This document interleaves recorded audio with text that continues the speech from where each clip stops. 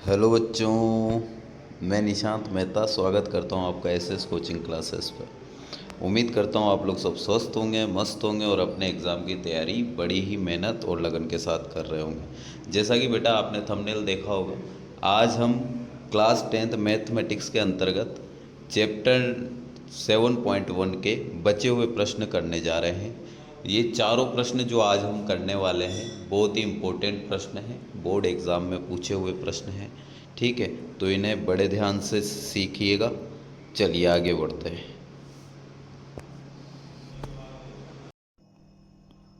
चलिए, question number 7 हमसे क्या कह रहा है, देखिए। एक अक्ष पर वह बिंदु ज्ञात कीजिए जो 2,5 और -2,9 से समदूरस्थ हो। तो सबसे पहली बात तो हमें ये पता होनी चाहिए कि एक अक्ष पर जो बिंदु होता है वो दिखता कैसा है। तो उसके लिए मैं पहले एक अक्ष बनाता हूँ। ठीक है, अब आप ध्यान से देखिएगा, किस एक अक्ष पे मैं बिंदु ले रहा हूँ। मान लीजिए ये बिंदु यहाँ पर एक लिखा हुआ है, ये बिंदु, ये वाला, ये वाला। ठीक है, इसी प्रकार आगे भी और बिंदु हो सकते हैं। तो इस बिंदु के अगर आप निर्देशांक देखेंगे तो आप कहोगे कि सर ये तो 1,0 होगा। इस बिंदु के निर्देशांक होंगे 2,0, इस बिंदु के 3,0 और इसी प्रकार इस बिंदु के निर्देशांक हमारे हो जाएंगे 4,0। ठीक है, तो हमें यहाँ पर एक बात नोटिस करनी चाहिए कि एक अक्ष पर ये जो पीछे का जो निर्देशांक है, जिसे हम y निर्देशांक कहते हैं, यह हमेशा 0 होता है। आप एक अक्ष पर कोई भी बिंदु ले लीजिए, y निर्देशांक उसका 0 ही होगा। अतः जब भी एक अक्ष पर बिंदु माना जाता है, जब भी एक अक्ष पर बिंदु माना जाता है तो उस बिंदु की शक्ल ऐसी होती है। भाई देखो, एक अक्ष पर बिंदु, उस बिंदु की शक्ल हो जाएगी x,0 जैसी, क्योंकि हमें आगे का नहीं पता लेकिन पीछे की संख्या कंफर्म है 0 होने वाली है।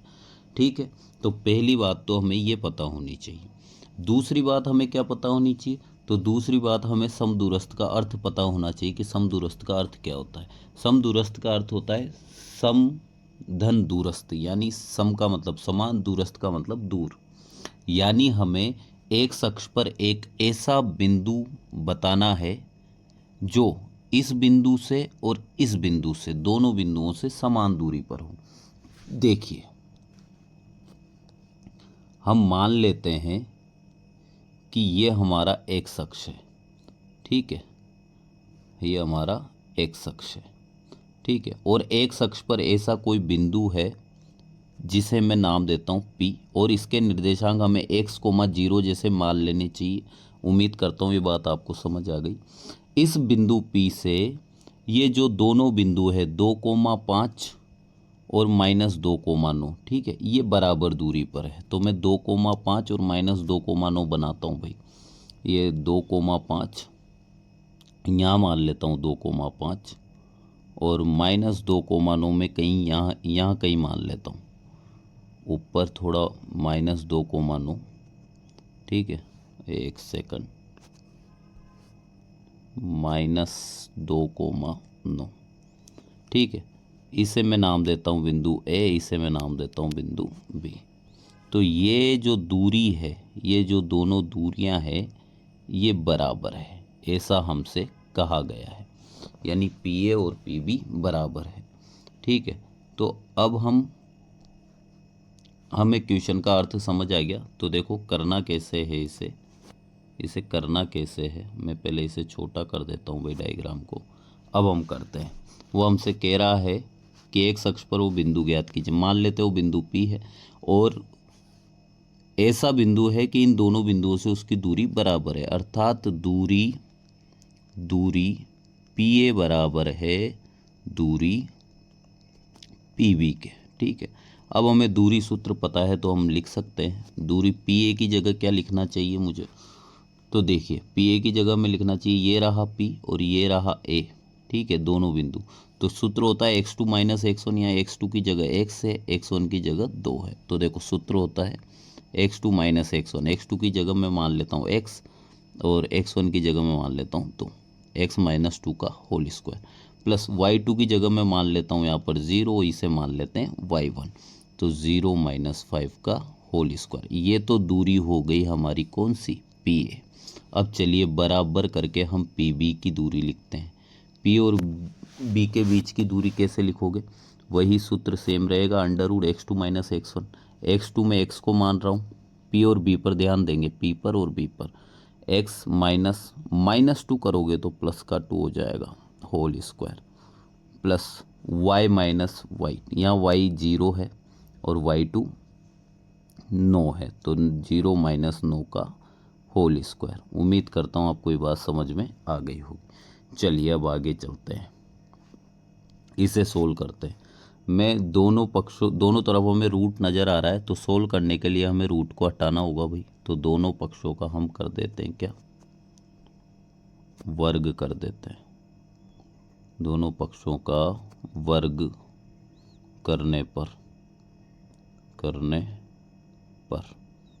क्या आता है, देखिए दोनों पक्षों का वर्ग करने पर क्या आएगा, यहाँ आएगा x - 2 का होल स्क्वायर और ये 5 का स्क्वायर 25। यहाँ आएगा x + 2 का होल स्क्वायर और ये -9 का स्क्वायर होगा 81। ठीक है, अब हम इसे सोल्व करेंगे और हमारे पास x का मान आ जाएगा। a - b के होल स्क्वायर से अगर आप इसे खोलोगे तो a² + b² -2ab करोगे तो 4x + 25। यहाँ क्या आएगा इक्वल, और यहाँ आएगा a + b का होल स्क्वायर यानी x² + 2 का स्क्वायर 4 + 2ab करोगे तो आएगा 4x। ठीक है, प्लस हमारा आएगा 81। ठीक है, यहाँ आप देखोगे तो इधर भी x² है और इधर भी x² है, इधर +4 है तो इधर भी +4 है। ठीक है, तो ये आपस में कट जाएंगे। ये प्लस का 4 इधर आएगा तो -4 हो जाएगा। यहाँ -4x ऑलरेडी था तो -4x और -4x, और उधर 81 है, ये 25 उधर जाएगा तो माइनस का हो जाएगा। ठीक है, तो हमारे पास क्या आएगा आंसर, माइनस का 8x = माइनस का 56 बचेगा भाई। ठीक है, सॉरी प्लस का 56 बचेगा। तो x = क्या आ जाएगा, 8 से डिवाइड करोगे -8 से तो आएगा -7। ये हमारी x की वैल्यू आ जाएगी। ठीक है, तो x की वैल्यू आ गई, हमें तो बिंदु बताना था। तो अभी देखो बिंदु क्या हो जाएगा हमारा, x अक्ष पर जो हमने बिंदु माना था, जो इस पी ए और पी बी से बराबर दूरी पर था, वो ये रहा। यहाँ x की जगह अगर -7 रखोगे तो हमारा बिंदु हो जाएगा -7, 0। तो अतः x अक्ष पर हमें बिंदु मिल गया जिसके निर्देशांक -7, 0 है, जो दिए गए बिंदु से बराबर दूरी पर है।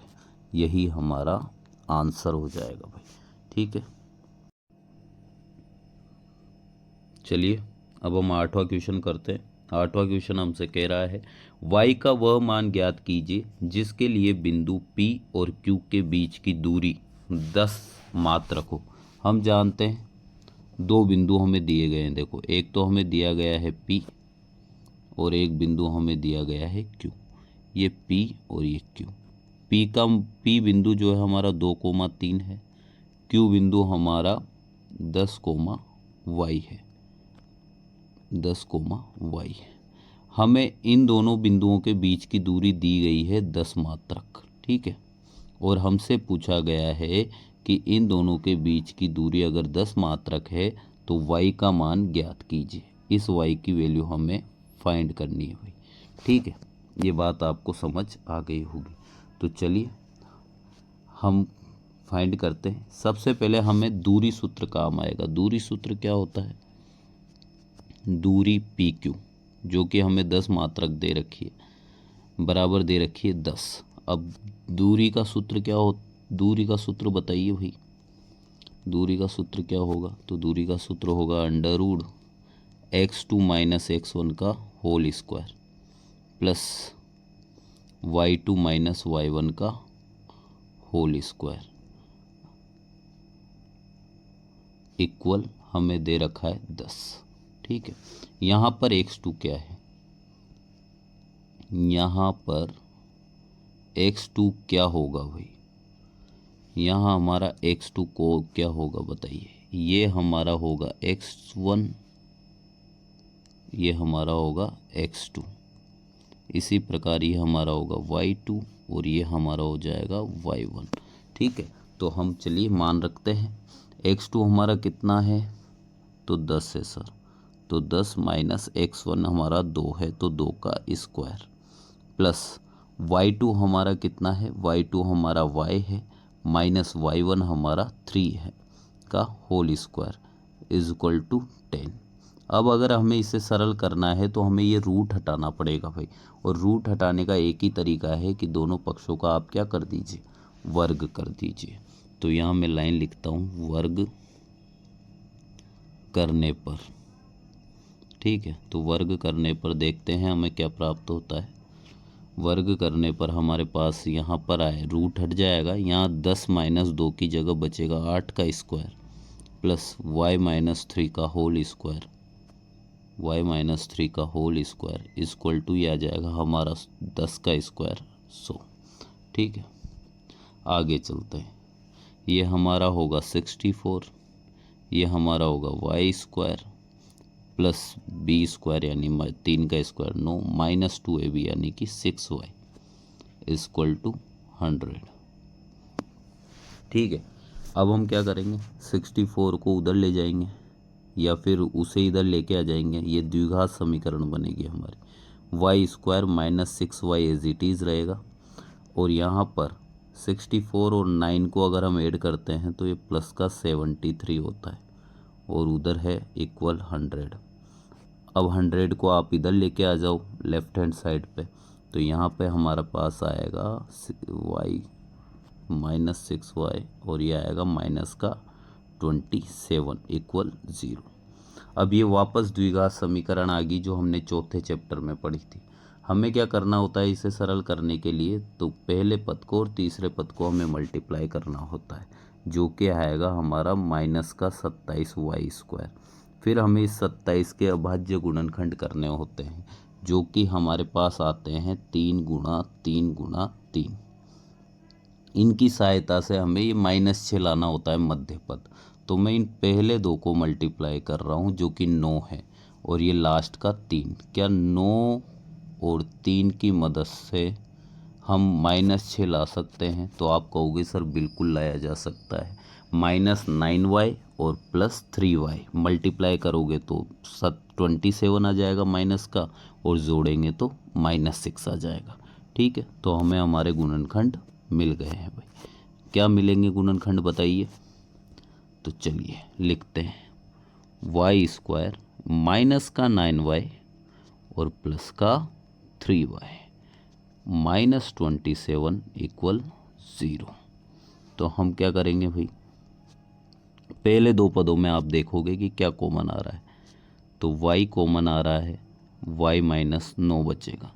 लास्ट के दो पदों में हमें 3 दिखाई दे रहा है कॉमन आता हुआ, y -9 इक्वल 0।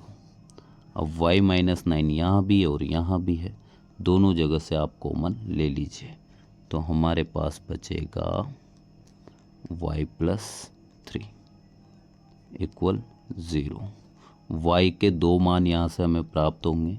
एक बार y -9 को हम 0 के इक्वल करेंगे तो हमारे पास आएगा y इक्वल 9, और एक बार हम y + 3 को 0 के बराबर करेंगे तो हमारे पास आंसर आएगा y इक्वल -3।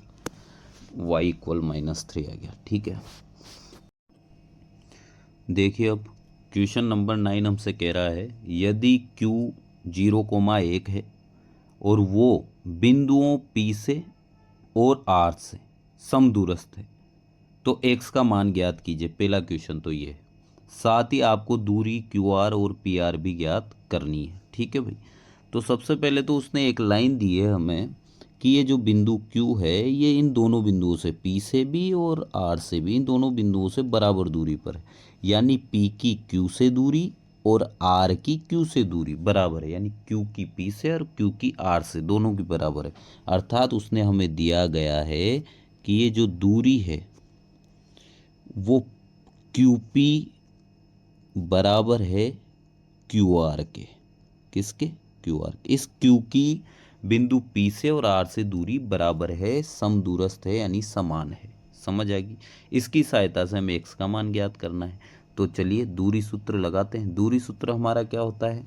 दूरी सूत्र हमारा वही होता है under root x2 minus x1 का होल स्क्वायर। तो देखो q और p के केस में यहाँ तो हो जाएगा x2 हमारा 5 और x1 हमारा हो जाएगा 0। ठीक है, तो x2 माइनस x1 यानी 5 माइनस 0 का होल स्क्वायर। ठीक है, प्लस y2 माइनस y1 का होल स्क्वायर। यहाँ y2 हो जाएगा -3, y1 हो जाएगा -1, तो -3 और -1 का होल स्क्वायर। ठीक है, y2 माइनस y1 का होल स्क्वायर। ये दूरी क्यू पी आएगी। इसी प्रकार हम दूरी क्यू आर लिख लेते हैं भाई, चित्र में देखकर ही दूरी क्यू आर। अब आप इस पी को हम थोड़ी देर के लिए भूल जाते हैं भाई, आपको ये भूल जाना चाहिए पी को, क्योंकि हम क्यू और आर की बात कर रहे हैं। तो देखो यहाँ पर हो जाएगा x2 तो मैं x मान लूँगा और x1 में मान लूँगा 0। x2 माइनस x1 का होल स्क्वायर यानी x माइनस 0 का होल स्क्वायर। ठीक है, प्लस y2 माइनस y1, या y2 है 6, y1 है 1, तो 6 माइनस 1 का होल स्क्वायर। ठीक है, ये बात आपको समझ आ गई होगी। अब हम इसे सरल कर लेंगे और हमारे पास x का मान आ जाएगा। चलिए हम आगे चलते हैं भाई। ठीक है, चलिए हम आगे चलते हैं। हमसे क्या कहा गया है, देखो इसे सरल करते हैं। यहाँ पर यहाँ पर आ जाएगा 5 का स्क्वायर 25, और यहाँ पर आ जाएगा -1 और -3 और -1 दोनों -4 और -4 का स्क्वायर होता है 16 आ जाएगा भाई, है ना। रूट इक्वल क्या आएगा? इक्वल आएगा एक्स स्क्वायर, और ये 6 में से अगर 1 जाएगा तो 5, और 5 का स्क्वायर हमारा हो जाता है 25। दोनों तरफ रूट है, आप वर्ग कर दीजिए, रूट हट जाएगा। तो वर्ग करने पर इधर तो आएगा 41, और यहाँ लिख भी देता हूँ भाई, वर्ग करने पर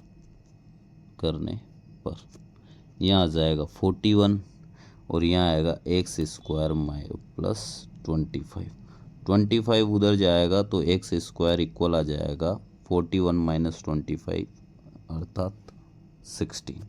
ठीक है, स्क्वायर अगर आप हटाते हो तो एक्स का मान हमारे पास निकल के आएगा प्लस माइनस अंडर रूट 16, जो कि होता है प्लस माइनस 4। सॉरी, यहाँ हम स्क्वायर हटाना भूल गए। ठीक है, अब ठीक है, एक्स का मान आएगा हमारे पास प्लस माइनस 4। यहाँ हमारे पास एक्स के दो मान आए, एक तो +4 और एक -4। ठीक है, तो हमारे पास उसने कहा था सबसे पहले कि एक्स का मान ज्ञात कीजिए, तो हमने एक्स का मान ज्ञात कर लिया।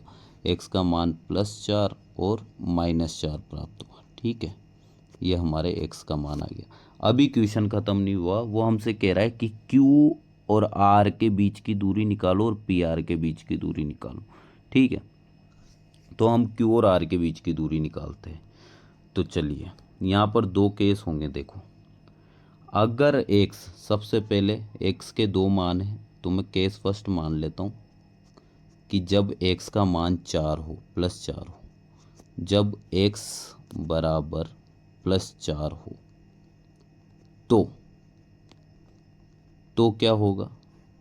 +4 हो, एक्स का मान +4 लूँगा तो बिंदु आर क्या आ जाएगा? 4,6। यहाँ एक्स की जगह +4 रख देंगे तो 4,6, और बिंदु क्यू कितना है? तो 0,1। तो चलिए, क्यू तो है हमारा 0,1, और आर हमारा आ जाएगा प्लस का 4 और कितना दे रखा था, एक बार फिर देख लेते हैं। प्लस का 4 पीछे 6 है भाई, तो प्लस का 4,6 आ जाएगा। अब इन दोनों के बीच की दूरी हमें बतानी है, तो बड़ी आसानी से बता सकते हैं दूरी सूत्र से डायरेक्ट। क्यू आर की दूरी कितनी हो जाएगी? x2 माइनस x1 डायरेक्ट करते हैं। यहाँ x2 है 4, x1 है 0, 4 माइनस 0 यानी 4 का होल स्क्वायर यानी कि 16, प्लस y2 माइनस y1, 6 में से 1 गया, y2 माइनस y1 आ जाएगा 5, 5 का स्क्वायर होता है 25। तो हमारा क्यू आर का आंसर आ जाएगा √41। ठीक है, मात्रक। ठीक है, इसके बाद हमसे क्या पूछा गया है, इसके बाद हमसे पूछा गया है किसके, Q और R के बीच की दूरी होगी। अब हमसे कह रहा है P और R के बीच की दूरी ज्ञात करो, और P कितना है 5 कोमा माइनस 3। P कितना है 5 कोमा, ये P लिख देता हूँ भाई यहाँ पे, P है 5 कोमा माइनस 3। ठीक है, Q और R हमारा वही रहेगा जो है 4 कोमा 6। इन दोनों बिंदुओं के बीच की दूरी आप हमें बतानी है। तो सीधी सी बात है, पी आर जो दूरी है वो हमारे पास आ जाएगी। सूत्र होता है x2 माइनस x1 का होल स्क्वायर। यहाँ x2 है 4, x1 है 4, आएगा -1, और -1 का होल स्क्वायर होता है +1। अगली स्टेप में लिख देंगे भाई। और इसी प्रकार 6y2 माइनस y1, 6 में से -3 जाएगा तो 6 माइनस 3 करोगे तो 6 + 3 हो जाएगा, जो कि होता है 9, 9 का होल स्क्वायर। ये हमारे पास आया 1, ये हमारे पास आया 81, ये आ गया हमारे पास √82 मात्रक। ठीक है, तो ये हमारे पास आगे दोनों दूरियां, हमसे दोनों दूरियां पूछी गई थी। एक तो दूरी पी आर पूछी गई थी और एक हमसे दूरी क्यू आर पूछी गई थी। तो ये दोनों आंसर हमारे पास आ गए भाई। लेकिन ये कब आए, जब x + 4 है। इसी प्रकार हम सेकंड केस बना लेंगे जब x बराबर क्या हो -4, और जब x बराबर -4 होगा तो r के निर्देशांक हो जाएंगे -4,6, है ना। और फिर हम क्यू आर की दूरी निकालेंगे और फिर हम पी आर की दूरी निकालेंगे। तो इस प्रकार हमें दोनों केस करने। तो उम्मीद है सेकंड केस आप होमवर्क में कर लेंगे भाई, केस सेकंड। ठीक है, होमवर्क में। ठीक है, चलिए क्वेश्चन नंबर 10 हमसे कह रहा है x और y में एक ऐसा संबंध ज्ञात कीजिए कि ये जो बिंदु है, बिंदुओं, ये जो बिंदु आपको नज़र आ रहा है, ये बिंदुओं 3,6 और -3,4 से समदूरस्थ हो, यानी बराबर दूरी पर हो।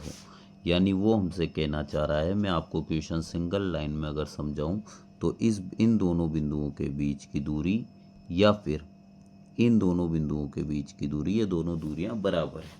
ठीक है, तो मैं इन बिंदुओं को नाम दे देता हूँ। इस बिंदु को हम नाम दे देते हैं P, x, y।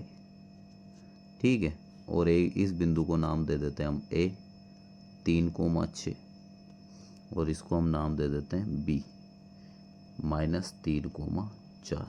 ठीक है, और हमसे कहा गया है कि इन दोनों के बीच की दूरी और इस पहले वाले और इस तीसरे वाले बिंदु के बीच की दूरी बराबर है। यानी क्वेश्चन हमसे कह रहा है कि दूरी PA बराबर है दूरी PB के। ठीक है, तो चलिए हम कोशिश करते हैं, दूरी निकालते हैं, क्वेश्चन को आगे करते हैं। PA की दूरी क्या हो जाएगी, यहाँ पर P आपको नज़र आ रहा है x और y, और ये आपको नज़र आ रहा है 3,6। तो x2 माइनस x1, तो मैं करता हूँ x2 मान लेते हैं 3 को और x1 मान लेते हैं x को। तो सूत्र हो जाएगा हमारा x2 माइनस x1 यानी 3 माइनस x का होल स्क्वायर। इसी प्रकार ये y2 हो जाएगा हमारा 6 और y1 हो जाएगा हमारा y, तो +6 माइनस y का होल स्क्वायर। ठीक है, इक्वल क्या आएगा, तो इक्वल हमारे पास आएगा PB। तो आपको ये बीच में जो ए दिख रहा है, इसे आपको थोड़ी देर के लिए भूल जाना चाहिए। आपको केवल P और B पर ध्यान देना चाहिए।